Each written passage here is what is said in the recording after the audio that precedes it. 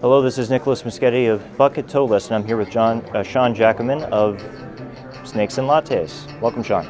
Thank you. Thank you for having me. Tell us what Snakes Lattes is all about.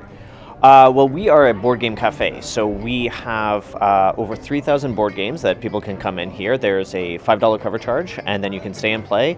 You can play from our game wall, and we have staff on hand that can help you with the games as well. So it's a bit intimidating for people the first time that they come in. It's a bit overwhelming, all the games that we have, all the options that we have. So we've got staff called game gurus who can help you learn how to play a new game and take away some of that mystique that the game wall sort of holds for some people. So with 3,000 board games, we are the largest public board game library in North America. So yeah. Now, you've been open since 2010. Yep. Tell us how the board game cafe concept started. Well, the owner is from France, and in France, growing up, he frequented toy lending libraries. So the idea that you would come in and take a toy away with you and play at your table, or even take it home with you, and that marriage of that idea and board games being a big part of the culture in Europe, he kind of married the two concepts and turned it into a cafe sort of idea. So that was the birth of the idea of Snakes and Lattes, and then since then it's kind of evolved. Yeah. I would say this has been a phenomenal success. Can you tell us a bit about how the people have responded to it? It has been really successful. We're lucky in that sense. It's an interesting night out that is kind of different, that's not offered other places, and we do tend to be quite busy on the evenings and weekends. I think that it's a response to sort of the digital world that we're living in. People spend a lot of time on phones and tablets and all sorts of different things, and so to have something very tangible that they can pick up and touch and interact face to face with friends is unique, and it's fun. So I think that it's been a great response.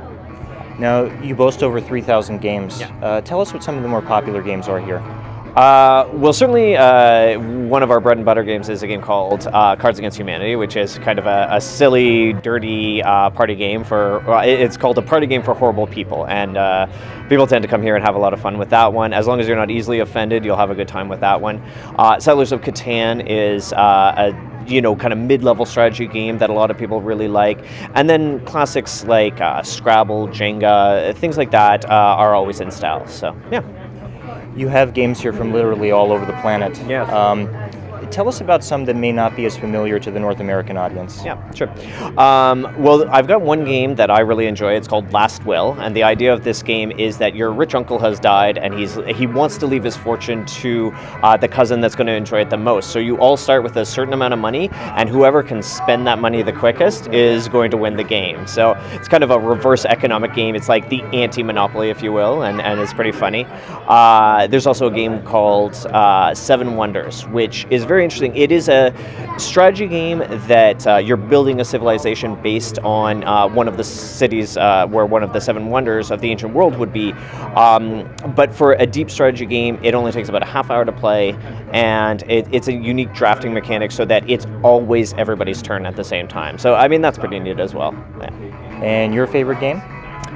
Oh, well, right now I am playing a lot of a game called The Duke. The Duke is kind of a new take on chess, where each time you move a piece in the game, you're going to flip that piece over, and its characteristics, movements are going to change. So instead of it being, like every time you move a bishop in chess, it's going to be the same movement every single time. Whereas in The Duke, moving a piece can completely change its characteristics. So very neat, a staff favorite for sure. Fantastic. Tell us what it costs to play the games. Sure.